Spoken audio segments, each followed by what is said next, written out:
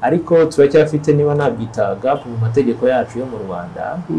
Nta kintu avuga ku bijyanye n'uyu muntu wafunzwe igihe runaka hanyuma urukiko rukaza guprononsa ko uwo muntu abaye umwere. Mu by'ukuri mu mategeko yacu yo mu Rwanda nta kintu abivuga ku bijyanye no kuba waregera indishyi.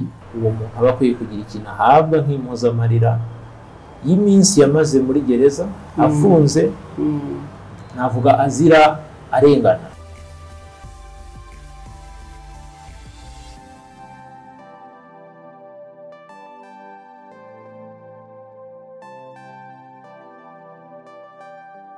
Tubahaye ikaze nanone ku Ibendera TV, abari mu Rwanda mudukurikiye muri mu ntara zinyuranye, abari ku mugabane w'Uburayi no hirya no hino ku isi hose hatandukanye tuziko mudukurikira. Turi kumwe rero kandi twongeye kubaha ikaze uyu munsi.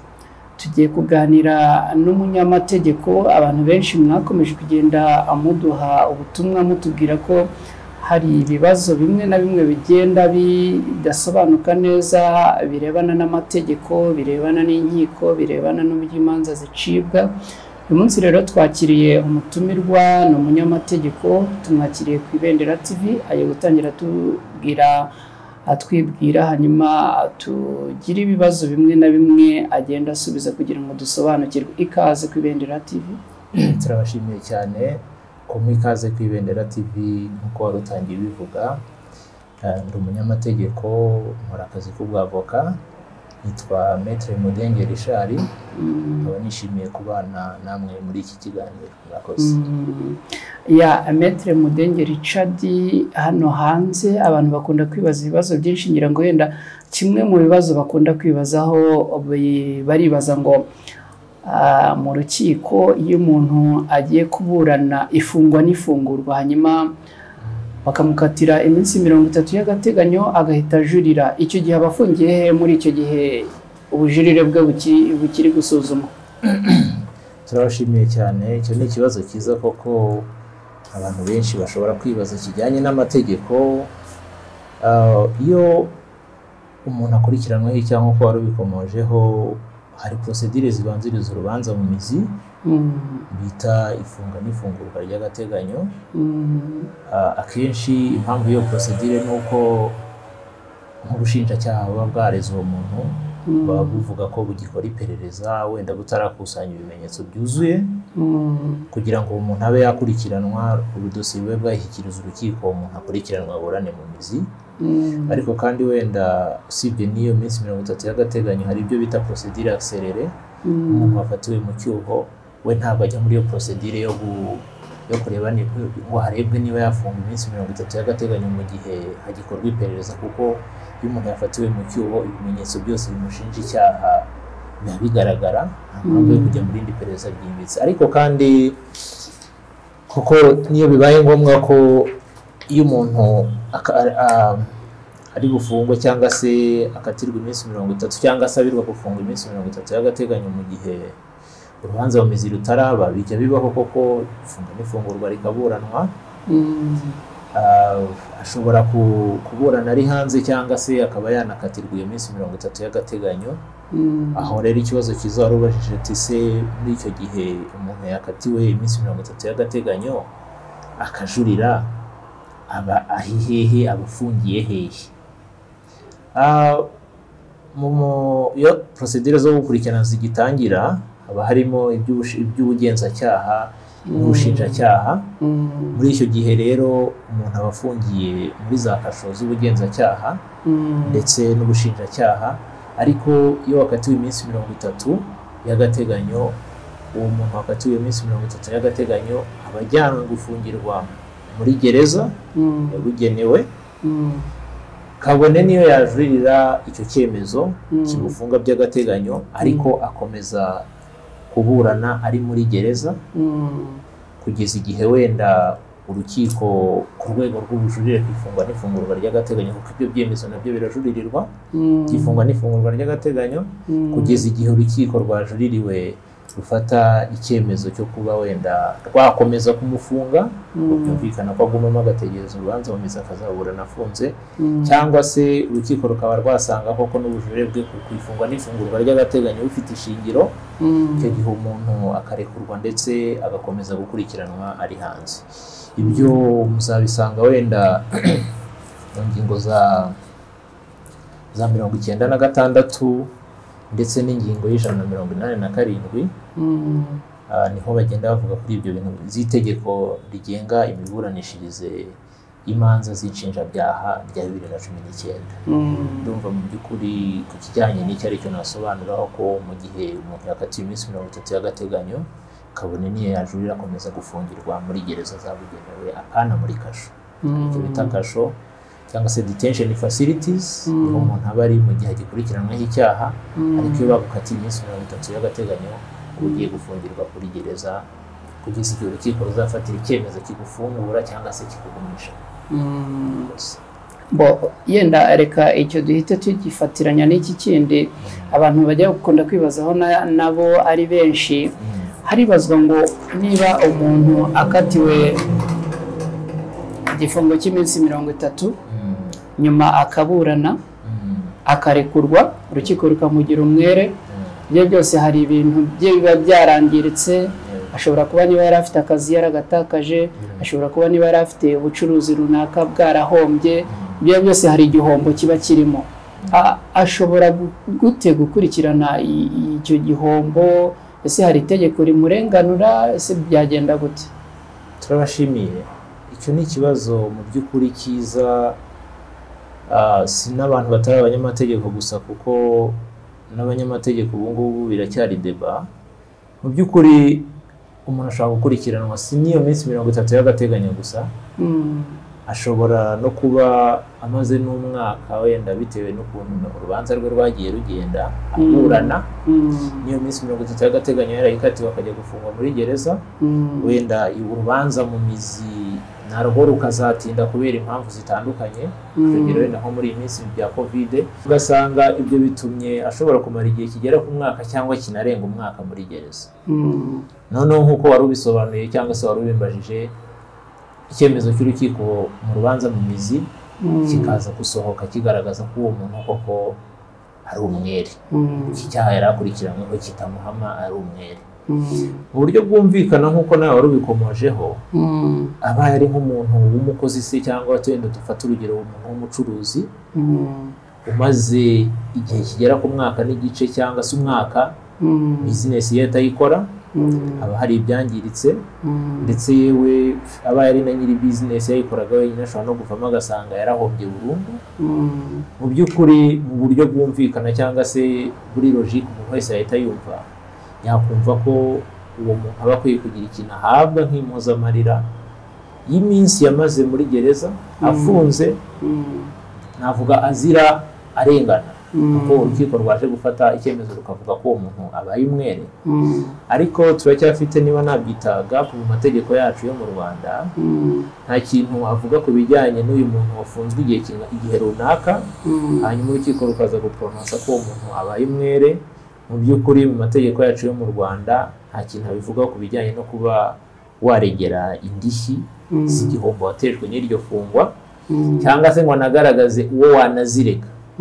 Either ndavuga ati ubushinjacyaha ko aribwo bwatanze ikirego wenda zabazwa leta, cyangwa se zikanabazwa n'uwatanze ikirego, kuko mbere y'uko ubushinjacyaha bukurikirana cyangwa na polisi hari uwo introduce ikirego runaka, ushobora kugena ikibazo runaka nawe cyangwa se ukampimbira ibirego runaka, uwo muntu ugatanga ikirego bagatangira kukurikirana. Aho rero niho amategeko yacu atigeze avuga mu by'ukuri mu gihe bigenze gutyo, ese izo ndishyi ushaka kuzibaza wa muntu kuzaka wa muntu watanze ikirego initialoma, ese wazaka ku ruhande rwa leta, kuko ubushinjacyaha ni Ministeri Publique bari bahagarariye leta mu manza z'inshinjabyaha. Mu by'ukuri rero icyo kintu ntabwo amategeko yacu aracyaderesaho, ariko nkatwe nk'abanyamategeko natwe nibyo tujya tuvuga ko hakorwa ubuvugizi ku bijyanye n'aya mategeko ahana cyangwa se izi procedure penale, uburyo n'iki kintu cyashyirwamo, kuko byaje kugaragara ko abantu benshi bajya bafungwa barengana cyangwa se mu bundi buryo ugasanga bafunzwe arbitrairement ariko ugasanga mu kuva muri gereza kwabo ugasanga byinshi byarangiritse ariko nta ndishyi cyangwa se nta mpuzamarira bahawe ariko ibi ngibi hari mu zindi jurisdiction cyangwa se mu bindi bihugu nko muri USA iki kibazo baracyaderesheje ku buryo bagira ibyo bita wrongful conviction compensation laws muri leta nyinshi zo muri United States of America ndumva muri leta nka 50 izigera nko kuri 30 hagati ya 30 na 40 ushobora zifite ayo mategeko agenga ibyo bita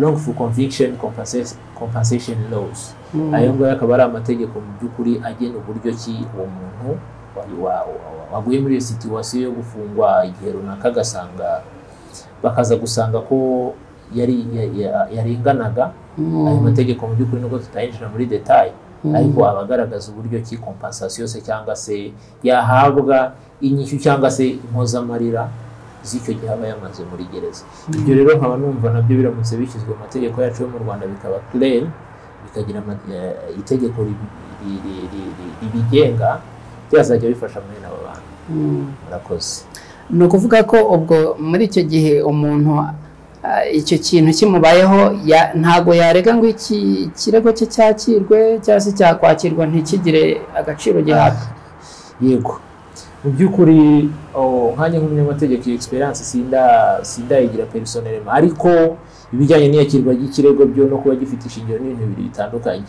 ashobora no kugitanga kikakirwa kigahabwa nimero kigahabwa n'itariki yo kuburanisha ariko gishobora gusuzumwa bakavuga ko nta shingiro gifite byaterwa ariko nanone n'umucamanza ariko mu by'ukuri nk'uko tubizi utanga ikirego runaka ushingira ku ngingo z'amategeko runaka itegeko riteganya ibintu bijyanye n'ibi ngibi bashobora kubaza ati se izi ndishyi usaba urazishingira hehe mu by'ukuri ko nta tegeko tubona uzishingiraho ese ikirego cye gishobora kwakirwa ubwacyo ariko cyasuzumwa wenda bagasanga gifite ishingiro ariko ngiye nkanjye ndi umucamanza mu by'ukuri nakumva ko ibintu bifite ishingiro kuko ni ibintu byumvikana no mu buzima busanzwe ndafunzwe bigaragaye ko ndi umwere nabaye umwere nyuma y'igihe runaka ndi muri gereza mu by'ukuri kameme bumva ko uwo muntu hari ibyo yatakaje runaka ashobora kukugaragariza bifatika biri tangible niba yari afite kampani niba afite akazi yinjiza amafaranga runaka buri kwezi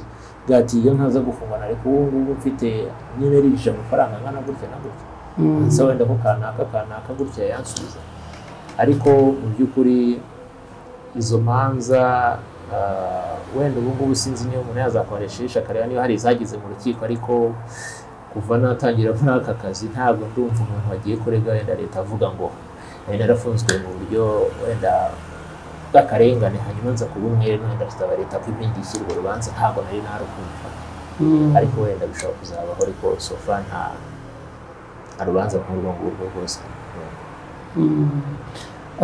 ubwo impamvu nari nkikubajije hariho abantu bagiye babijyaho impaka bavuga bati icyo gihe warega leta kuko ubushinjacyaha ni leta polisi ni leta aba bose bafata abantu bagiye gukurikiranwa ni leta bakibaza bati ubwo ntabwo umuntu yarega leta mu buryo bwumvikana niyo yagakwiye kubibazwa ibyo bintu kuko izo zose yaba ubugenzacyaha cyangwa se ubushinjacyaha baba bwaratanze ikirego mu rukiko ni bakora mu nyungu za leta nk'uko nazo mbikubwira bita Ministère Public ni abashinja ibyaha ariko mu nyungu za leta buri icyaha gikozwe kiba gikorewe kominote yose rero ubushinjacyaha nibwo buba buhagarariye inyungu za rubanda bose mu gukumira cyangwa se no gukurikirana ibijyanye n'icyo cyaha ubwo rero bikaba byumvikana ko umuntu aramutse anatanze n'icyo kirego yagomba kuba yarega na leta ariko kandi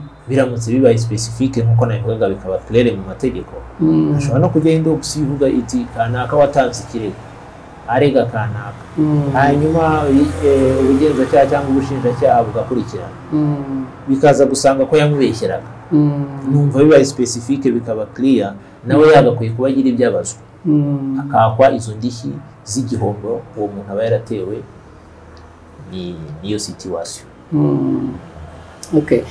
Ikindi kibazo hanze aha ngaha muri iyi minsi ni ikibazo abantu barimo kwibazaho cyane. Abantu baribaza ngo ese amategeko yo mu Rwanda afite icyo avuga ku itangazamakuru. Ese ayo mategeko afite icyo avuga ku itangazamakuru? Hari n'icyo avuga ku itangazamakuru rikorewe kuri YouTube. Umuntu yahita ananibaza ngo ese YouTube mu Rwanda ni itangazamakuru ryemewe cyangwa se mu mategeko yo mu Rwanda ntago yaba aryemera nk'itangazamakuru? Murakoze. Icyo kibazo mu by'ukuri nacyo gifite débat contradictoire nyinshi muri iyi minsi, kuko nkeka ko wenda namwe b'abanyamakuru mugira wenda amahame agenga umwuga wanyu w'itangazamakuru. Hari n'uburyo igitangazamakuru kugira ngo kibeho, hari uburyo wenda bugomba kuba buhari, hari ibyo ugomba kuba wujuje, kandi hari n'uburyo igitangazamakuru cyawe gishobora kugenda kikandikishwa mu rwego rubishinzwe cyangwa rugenzura itangazamakuru, kikaba ari igitangazamakuru kizwi imikorere yacyo. Ariko akenshi uzasanga wenda nk'ibi bitangazamakuru, nk'icyo gitangazamakuru gisanzwe cyemewe, kiramutse gifite na YouTube channel, kuko nayo ni uburyo bumwe bwo gusakaza amakuru. Iyo mu mazina y'icyo gitangazamakuru, nkeka ko iyo channel nayo ntaho utavuga ngo ntiyemewe, kuko nikomoka ku gitangazamakuru runaka kizwi, kiri enregistré, gikora mu buryo buzwi. Ariko kandi muri iyi minsi hakaba hari na challenge yuko iterambere nyine ryaraje, itangazamakuru bikorera kuri online platform biba byinshi, ariko kandi nk'iyo urebye usanga ibyinshi bikora wenda mu buryo twavuga budakurikije amategeko, kuko usanga ni n'urwo rwego rugenzura itangazamakuru. Ushobora kugenda ukabaza se iki kinyamakuru cyitwa gutya murakizi? Uko nkeka ko ibyo bitangazamakuru byakwiye kuba bizwi n'urwo rwego, ariko ushobora gutungurwa no gusanga hagati iki gitangazamakuru twebwe ntacyo tuzi. Kandi no kugira ngo umuntu akore itangazamakuru agomba kuba ari umuntu w'umuprofessionnel uri certifié, nkuko utabyuka ngo uvuge ngo ngiye kuba umwavoka utarabyigiye, utabifitiye ubushobozi. Icyo gihe rero numva ko nk'ubu ngubu hari nk'abajya kuri YouTube ukasanga bari anonymous, ugasanga n'umuntu ufite izina, identité itazwi, amakuru acishaho ugasanga nta makuru atubahirije umwuga w'itangazamakuru n'amahame y'itangazamakuru, kubera ko azi ko nta muntu uzamumenya, akajya acishaho inkuru ze zose yishakiye, ndetse n'izitemewe n'izidakurikije amategeko. Icyo gihe rero mu by'ukuri ngiye kuri iki kibazo nsanga mu gihe igitangazamakuru runaka gishobora kuba ari igitangazamakuru gikora mu buryo buzwi ukurikije amategeko y'u Rwanda, cyanditse, gifite uko kigenzurwa cyangwa se gifite aho kibarizwa, nkeka rero ko kiramutse kigize na YouTube channel yacishwaho ayo makuru n'ubundi ajyanye na wa mujyo w'umurongo wacyo, nta kibazo byaba bitwaye. Ariko kandi ntabwo bivuga ko izi YouTube channel zose tubona wenda muri iyi minsi zose zikora mu buryo bukurikije amategeko. Ndumva rero mu by'ukuri kubyo bijyanye n'icyo ngicyo cy'ama YouTube channel ari icyo nabivugaho. Tugiye kugera ku musozo, ariko ikibazo yenda twasorezaho ni ikibazo nacyo gikunze kubaho cyane mu Rwanda, ndetse by'umwihariko bishobora kuba bifite urundi rwego ruriho cyane muri iyi minsi. Umuntu bakamukatira iminsi 30 by'agateganyo nk'igifungo, ariko urubanza rwe rukagenda rugahirika nk'imyaka nk'ingahe ari aho ngaho, kandi bizwi ko yakatiwe iminsi 30, yenda akamaramo nk'imyaka nk'itatu, urubanza rwe rugacirwa amaze imyaka 3, kandi yenda yajya nko gukatirwa imyaka nk'ibiri cyangwa se nayo ntigereho. Urumva ibyo byose aho hagati aho haba harimo ikibazo. Biriya bintu byo amategeko bivugaho iki, siritu nk'amategeko yo mu Rwanda? Ndagushimiye. Kubera icyo kibazo rero biterwa, hari impamvu nyinshi zishobora gutuma wenda hari ibyo bita ubundi ibyaha nabyo bigira kategori n'uburyo bikurikiranwamo, ariko nk'ubu ngubu hari ibyo bita ibyaha byoroheje, hakaba ibyo bita ibyaha bikomeye. ndetse n'ibyo bita ibyaha by'ubugome. ngira ngo yenda kugira ngo bidusobanukire neza twifashisha n'ingero. Okay, ibyaha byoroheje ubundi ni icyaha kiba gifite igihano cy'igifungo kiri hagati y'amezi 6 n'umwaka. Hanyuma ibyaha bikomeye gishobora gufungishwa kuhanishwa igihano cy'igifungo kuva ku mwaka numva kugera ku myaka 5. Umwaka haza rero n'ibyaha by'ubugome bishobora kuba muri iyo range kuzamuka cyangwa se bishobora no guhanishwa n'igihano cya burundu. Iyo birimo gukurikiranwa rero hari procedure zitandukanye zigenda zikurikizwa, nk'ubu nk'ibi bijyanye no gufungwa by'agateganyo. Hari ibyo bita ko igihe cyo gufungwa cy'agateganyo gishobora kuba extended. Ku byaha rero byoroheje iminsi 30 ntishobora kongerwa inshuro irenze imwe. Ni ukuvuga ngo ni indi minsi 30 ku cyaha cyoroheje. Hanyuma ku cyaha cyo gikomeye ntashobora kuba extension y'iyo minsi 30 mu gihe kirenze amezi 3, indi minsi 30 yindi inshuro 3. Hanyuma ku byaha nanone by'ubugome iyi extension ijyanye no gufungwa by'agateganyo iminsi 30 ntishobora kurenza amezi 6, ubwo ni inshuro 6 nyine bagenda barenuvera. Ubwo ni kwa kunena kugeraga ngo ubushinjacyaha ushaka kuba bukiri mu iperereza idosiye itararegerwa urukiko.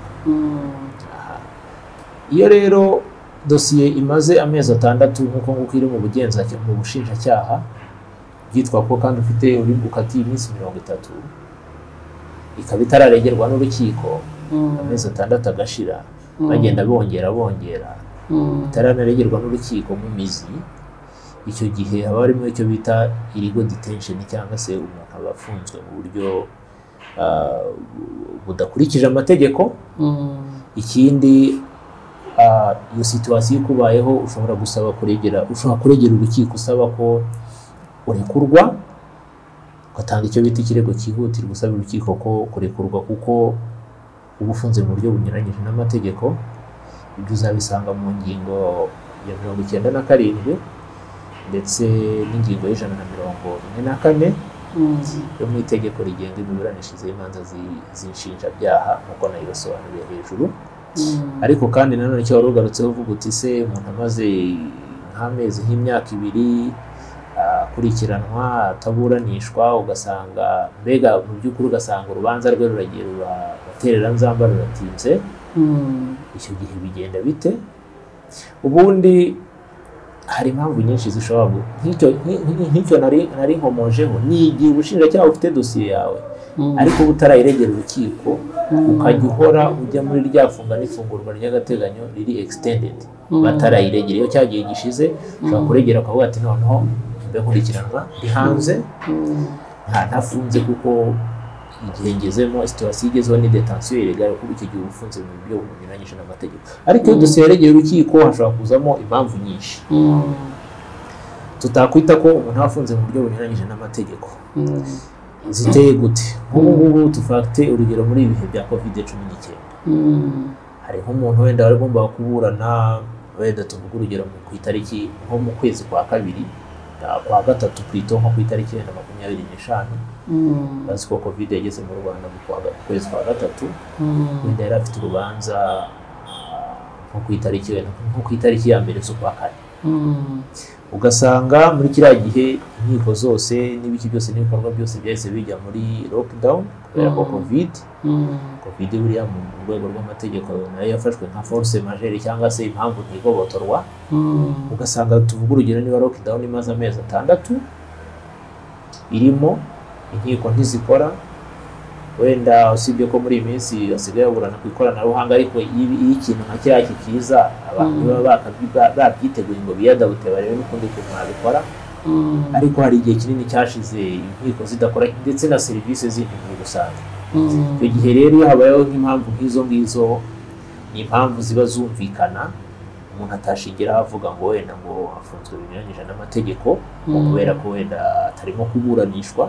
Urubanza rwawe ruramutse rutindijwe wenda mu buryo budafite impamvu aho wenda byaba byumvikana, ariko hari impamvu runaka ni ibintu byumvikana. Ikindi urukiko rushobora kuba rufite imanza nyinshi cyane zirenze n'ubushobozi bw'abacamanza cyangwa se bw'abacamanza bagomba kuziburanisha bitewe n'ibyaha. Ariko yenda umbabariye gato nka guca mu ijambo yenda uraza gukomerezaho, ariko nk'ubwo niba harabayeho ikintu kimeze nka covid gitunguranye gutyo, kuki umuntu adashobora kuburana ngo akatirwe imyaka 2 muri ya myaka 2 bavanaho cya kintu cyaje gitungurana cyitwa covid? Niba yaramaze yenda umwaka, kuki badashobora kubibara ngo ya myaka 2 akatiwe bavanaho wa mwaka w'ikintu cyaje gitunguranye gutyo? Ubundi ntabwo bimenyerewe cyane, wenda nk'urwo rugero wari umpaye. Urumva mu by'ukuri mu nkiko nayo ziregewe bagenda baburanisha imanza bitewe n'ukuntu na karagiteri yazo, kuko urumva nk'ubu ngubu umuntu ashobora kuba akurikiranyweho icyaha gihanishwa wenda igihano cy'igifungo cy'umwaka umwe, ariko ugasanga wenda uwo mwaka umwe umaze wenda muri gereza mu buryo wenda busanzwe, ingarutse mu buryo busanzwe bw'imiburanishirize. nk'ubu ngubu ahatariho n'izo mbogamizi zose za covid, nkaba nakurikiranyweho icyaha gihanishwa igifungo cy'umwaka umwe, wenda bakamburanisha urubanza rugacibwa n'undi uwo mwaka umwe urangiye, ako kanya automatikoma mpita nsohoka muri gereza kubera ko n'undi muntu arangije gusavinga cya gihano cy'igifungo. Ariko nk'uko ari force majeure, ni impamvu, ubundi mu Kinyarwanda bahita ngo ni impamvu ntigobotora. Birashoboka ko n'icyo gihano cy'igifungo cy'umwaka gishobora gusangayo urubanza rukaba ufitemo n'umwaka warumazemo n'umwaka unarenga. Icyo gihe rero genda gusana bya bindi bya mbere twavugaga byo kuba wenda nubwo cyaguhamye ugafunga umwaka, ariko harenze wenda nk'amezi 3 bitewe n'izo mpamvu zagiye zitandukanye. Icyo gihe rwose navuga ko wihangana ugafungurwa ugataha. Ubwo nabyo nta kuri side y'urukiko se cyangwa y'ubutabera, bitewe n'iyo mpamvu runaka iba yaje yagaragaye, nta blame niba ariko navuga twayishyiraho, kuko nabo ni impamvu ziba zitarabaturutseho. Ariko iyo atari icyo kibazo, ubundi umucamanza abazi imanza runaka ubwihutirwe bwazo buba buhari, uburyo zigomba kuburanishwa. Nkeka ko atari muri ibi bihe wenda bidasanzwe iyo case itagibaho, kuko ubu ngubu na gahunda ya leta iriho n'abacamanza bashishikarizwa nako banategetswe kugerageza kwihutisha imanza nubwo zaba ari nyinshi, ariko bakagerageza kuzihutisha kugira ngo abantu babone ubutabera vuba, kuko bajya bavuga ko justice delayed is a justice denied. Ubutabera butinze waba umeze nkaho ntabwo. Yenda aho misengire ikibazo, aho tubwiye ngo umucamanza bafite urutonde rw'imanza zihutirwa, urubanza rwihutirwa hakurikije iki? Kuko yenda ndabijyanirana n'ikindi kintu muri iyi minsi nkunze kumva, bakavuga bati umuntu yororukijwe indege avuye muri Amerika, araje hadaciyemo n'icyumweru urubanza rwe rutangiye kuburanishwa, nyamara hari uri mu Rwanda urubanza rwe rumaze imyaka umuntu atanibuka. Bakibaza bati urubanza rwihutirwa hakurikijwe iki? Kuki yashobora guhita aherwaho akaburanishwa, nyamara hari abandi bamazemo imyaka n'imyanya? Okay, mu by'ukuri ibyo bita mu birego bisanzwe mu manza harimo ibyo bita ibirego byihutirwa cyangwa se ibirego byitwa refere mu rurimi rw'igifaransa, cyangwa se mu cyongereza bita summary procedure. Urugero nko muri case wenda z'inshinjabyaha ko niho twibanze, nk'ibi birego by'ifungwa n'ifungurwa, hari igihe bigomba kuburanishirizwa cyateganyijwe n'amategeko mu buryo bwa vuba bwihuse kuruta urundi rubanza mu mizi. Urundi rubanza mu mizi rutandukanye n'urw'ifunga n'ifungurwa ry'agateganyo. Biriya birego rero by'ifunga n'ifungurwa ry'agateganyo biba bifite karagiteri y'ibyo bita refere cyangwa se ibirego byihutirwa. Abanyeshuri bagomba kuburanishwa mu masaha 48 igihe kiregeye urukiko, ariko nayo nk'uko nakubwiraga bitewe n'imanza nyinshi ziba zihari, ayo masaha 48 ashobora no kuri pratique yo mu nkiko tuzi ashobora no kurenga, ariko mu by'ukuri itegeko ryateganyije ko kigomba kuburanishirizwaho mu gihe cyashyikirijwe urukiko nta masaha 48. hari igihe cyashyikirijwe urukiko kikaba kinagomba no gusomwa wenda nyuma y'iminsi n'ubu ari 5 uhereye igihe cyaburanishirijwe icyemezo kigasomwa nyuma y'iminsi 5 hanyuma washaka no kukijuririra urundi rubanza mu busanzwe tuzi ko kujurira ari iminsi 30 ariko cyo bakijurira mu minsi 5 uhereye igihe icyemezo cyasomwe. Icyo rero ni ikikwereka ko gifite karagiteri yihutirwa cyangwa se karagiteri ya refere nakubwiraga. Hanyuma rero ibyo twari tujyanye no wenda nk'izo manza z'abantu bavanwa hanze, iyo umuntu avanwe hanze buri impamvu ujya kubona kwa ngo yagejejwe imbere y'ubutabera, buri impamvu mubibona kuriya nuko uriya muntu aba ari umuntu uzwi cyangwa se case yabaye sensitive, kuko hari iminsi runaka ubugenzacyaha se cyangwa RIB buba bugomba kumarana dosiye ya kanaka bukayishyikiriza ubushinjacyaha nabwo hari iminsi buba bufite butagomba kurenza butarashyikiriza dosiye urukiko. Nk'ubu ngubu muri RIB muri RIB gufashe tangira gukora iperereza ikabinagufunze iba ifite iminsi 5 yo gukomeza gukora iperereza, igafata dosiye igakusanya ibimenyetso byose, nyuma y'iminsi 5 itemerewe kurenza ikayishyikiriza parike cyangwa se ubushinjacyaha. Nabwo buba bugomba kuyimarana iminsi 5 ikabaye 10 kandi ubwo 10 ntihabarirwamo hagiye weekend. Oya, ni iminsi y'akazi umva, bukaba bwayishyikirije urukiko urumva nibura. Ni ukuvuga rero icyo gihe cyo kitagomba kurenga, kuko nk'ubu ugiye kuri RIB ukamara y'iminsi 10 waba ugeze muri ya irregularité yo kuba muri detention illégale, waba ufunzwe mu buryo budakurikije amategeko. RIB ukakumarana ya dosiye iminsi 10 itarayigeza no mu bushinjacyaha, urumva iyo ni procedure igomba gukurikizwa. Impamvu rero bimenyekana kuri ukumva wenda ngo tuvuge ngo Mugesera yagejejwe inaha ikibuga cy'indege, ukajya kumva nyuma y'iminsi 10 cyangwa nyuma y'iminsi 7, nta nubwo ari itegeko ko igomba kwamara iminsi 5, ibaye inujurwe mu minsi 2 bakayishyikiriza ubushinjacyaha nabwo mu minsi 2 ukayishyikiriza urukiko, kandi necessairement kuvuga ngo ni iminsi 5 na mbere y'iminsi 5 byakorwa. Ukajya kumva nyuma y'icyumweru rero yagiye kuburana imbere y'urukiko, ubusanga mu by'ukuri ari ukugira ngo iyo procedure itegeko ryateganyije yubahirizwe. Wenda impamvu mwe munabimenya nuko imanza zabo zica no mu itangazamakuru, ko ibyaha bakurikiranwaho n'ibyaha bikomeye, ugasanga wenda nk'abanyamakuru mwagiye no gukuvura iyo nkuru ukabona rubanda rwose rwabimenye, ariko ntawe bitandukaniye naho umuturage wundi wafatiwe mu kindi cyaha hano, urubanza rwe rukaba mu buryo abantu badashobora kumenya ariko ruraba. Procedure zikurikizwa ni zimwe n'izuriye. Buriya we afite icyo yisumbuyeho kivuga ngo arazwi n'umuntu washakishwaga, ubwo nawe umuntu ushakishwa imyaka 20 yafashwe bibi inkuru, urubanza rwe rero rubi inkuru. Okay, tugeze ku musozo ariko ntago twakurekura utatubwiye. Ejo bundi twumvishe ikintu abantu benshi bagitekerezaho, umucamanza wambuwe ubudahangarwa RIB ikamufunga. Umucamanza ubundi agira ubudahangarwa gihe ki? Akandi nanone ubwo burenganzira buba bumeze gute, ubwo budahangarwa buba bumeze gute, nanone kandi abwamburwa gihe ki? Okay, ubundi sinzi wenda nuko abantu nyine baba b'interprete ibintu ko wenda bitari. Ubundi hari abantu bagira ubudahangarwa muri poursuite ya wenda tuvuge ngo bijyanye nk'ibyaha kuba yakurikiranwa.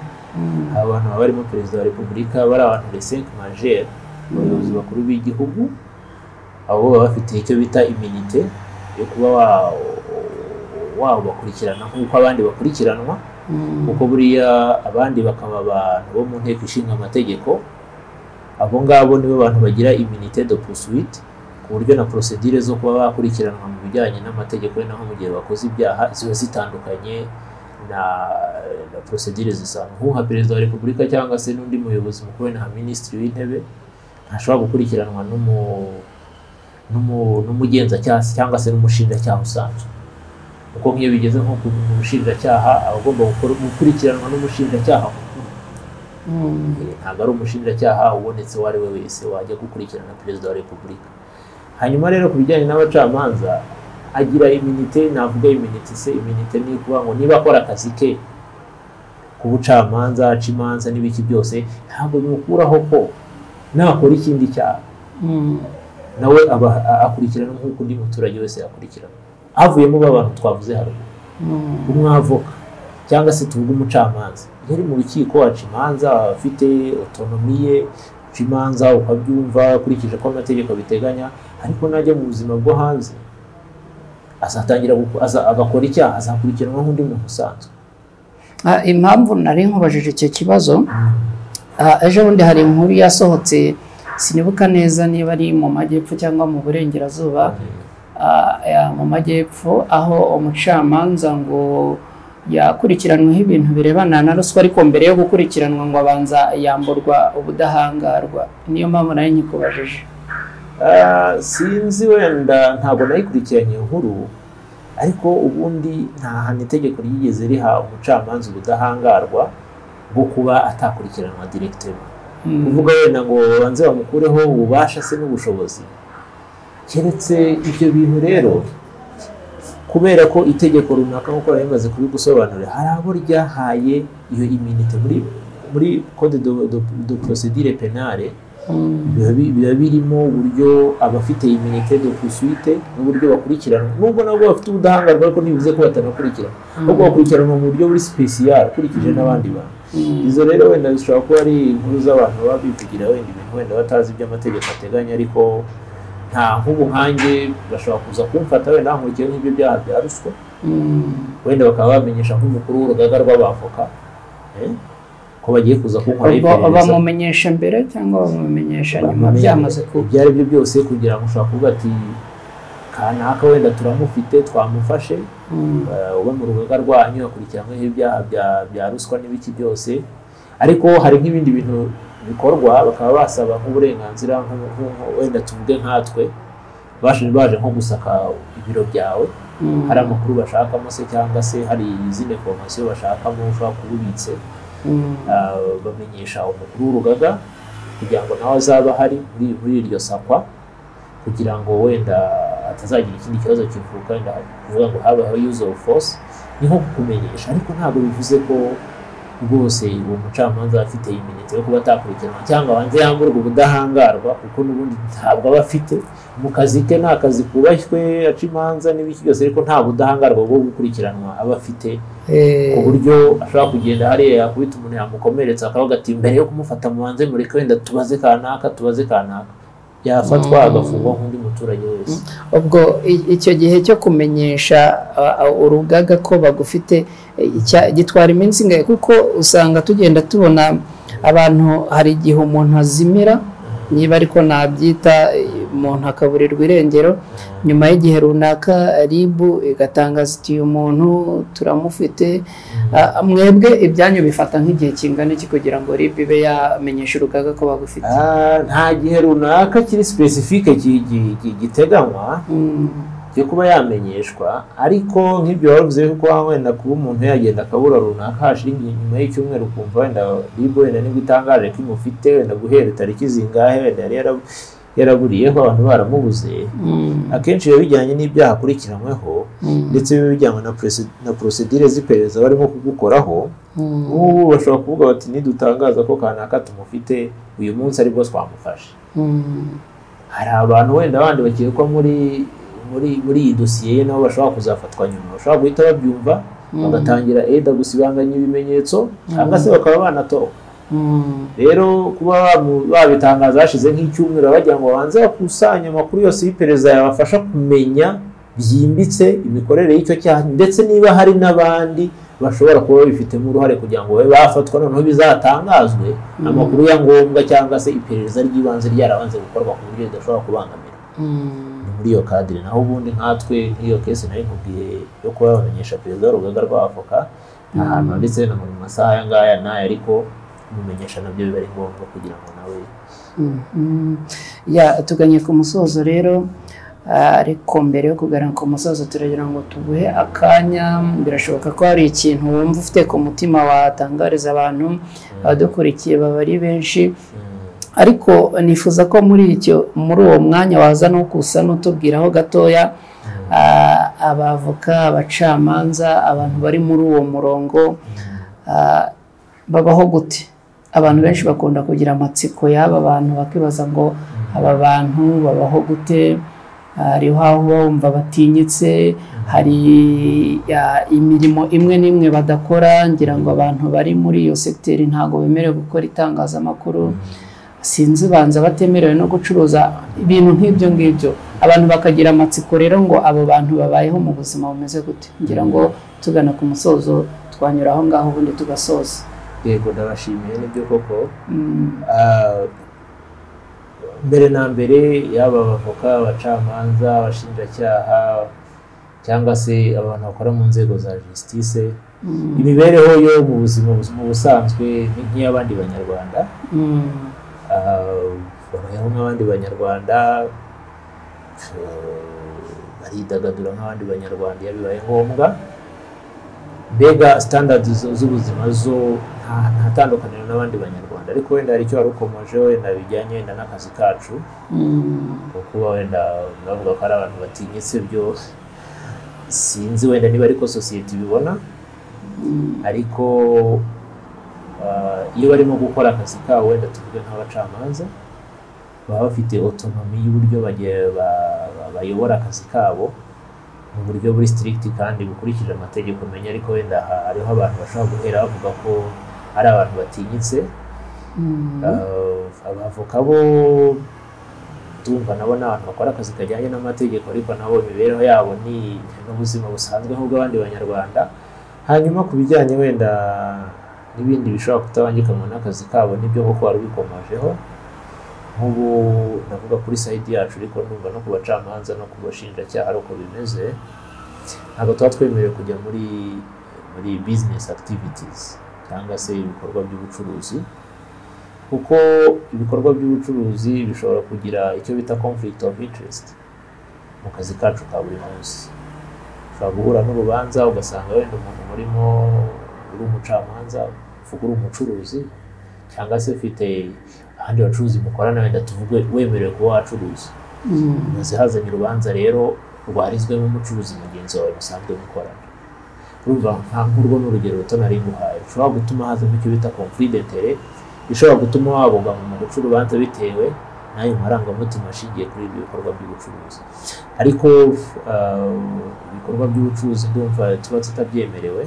Ikindi ntabwo aho umwavoka ngo ube n'umucamanza arafuha, ntabwo bibaho. Ntiwamwavoka ngo ube n'umushinjacyaha, ugomba guhitamo kimwe. Ntiwamwavoka ngo ube umuhesha w'inkiko. Ariko mu by'ukuri hari izindi activity abavoka cyangwa se n'abacamanza baba bemerewe kuba bakora, izi academic, kuba bakwigisha, bajya mu mirimo yo kuba kwigisha muri za kaminuza. Wenda urugero, kuba bashobora kuba ndi umukonsilita ku bintu bijyanye na academic research. Ubwo yenda ntaguciye mu ijambo, niba izo mbogamizi ziriho, ubaye ari umucamanza unigisha, umwarimu cyangwa umuprofeseri akazana urubanza, kuki badatekereza ko nabyo habamo kubogama bitewe n'uko muri mu mwuga? Okay, birumvikana wenda icyo kibazo warumbajije, ariko kuba nakwigisha umuntu runaka akazana urubanza n'ibiki byose, hari akenshi iryo bogama nari nkubwirunga nk'iryo rya mbere rikomoka ku bintu by'ubucuruzi birimo amafaranga. Bishobora kuba byakumvikana muri sansi itandukanye no kuba ngo kanaka naramwigishije, ariko nanone hari icyo bita ya independence y'umucamanza bafite, imwemerera kuba yakwikura mu rubanza runaka bitewe n'uko hari ukuntu abona atari comfortable mu buryo azaruca. Urugero, ushobora kuba ndi umucamanza bakakunzanira wenda wakoze icyaha runaka, akungeza imbere wenda nkasanga ni wowe, niyo ugomba kugucira urubanza. Afite uburenganzira bwo gukora icyo bita kwivana mu rubanza, uburenganzira itegeko amategeko arabumwemerera. Avuga ati ngewe uru rubanza nduciye ntago naruca ndi comfortable, kuko wenda uyu nguyu ukurikiranyweho cyangwa ukekwaho iki cyaha no mu muryango wanjye, inshuti yanjye, turaziranye, umuturanyi wanjye. Icyo gihe ubwo burenganzira rwose arabufite busesuye bwo kuba yavuga ati ngewe nikuye mu rubanza kubera ko mbona harimo conflit d'intérêt ishobora gutuma urubanza ntaruburanisha ngo ntange wenda ubutabera nk'uko byagakwiye. Yewe ntashobora kuzana amarangamutima mu rubanza rwose.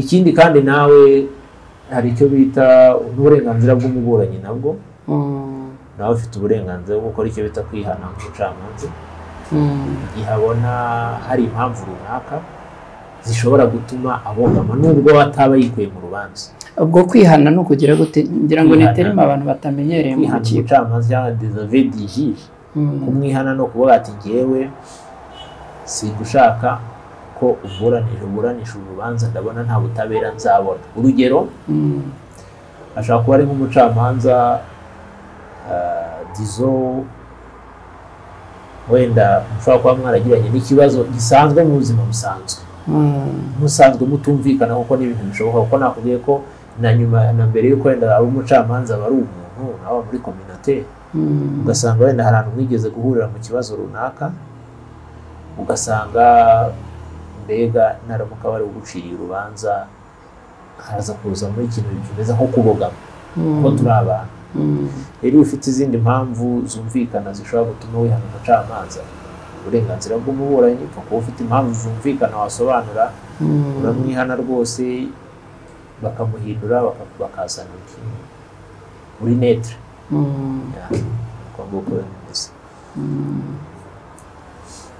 ngira ngo rero twagana ku musozo habaye hari ikintu kibari ku mutima twatangariza bari kutwumva badukurikiye ngira ngo umwanya twawubyaza umusaruro.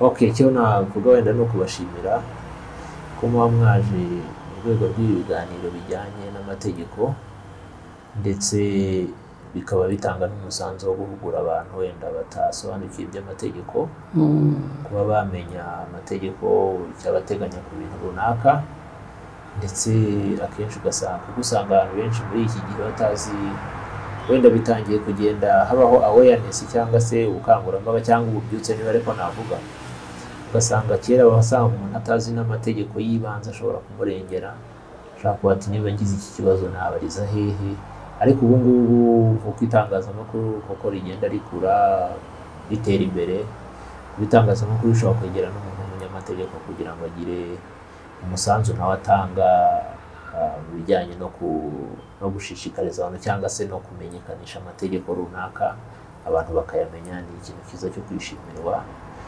Ndumva nibikomeza bizaba ari byiza kuko buriya muri sosiyete umuntu agomba kumenya amategeko y'ibanze yamurengera akamenya ngo ngira ikibazo runaka ntabariza hehe narenganurwa. Ndumva rero ari ibiganiro byiza kandi biba bikwiye ko byabaho mu rwego rwo guteza imbere ubumenyi mu mategeko. Reka tubashimire rero cyane Richard ku musanzu wanyu mutanze turabashimiye cyane natwe turabashimiye abari badukurikiye rero ku Ibendera TV tubashimire cyane kandi tukomeza kubakangurira kubana natwe muduha ibitekerezo byanyu mukomeze kugubwa neza mugire ibihe byiza murakoze. Njye na Anaclet Ntirushwa Imana ibarinde.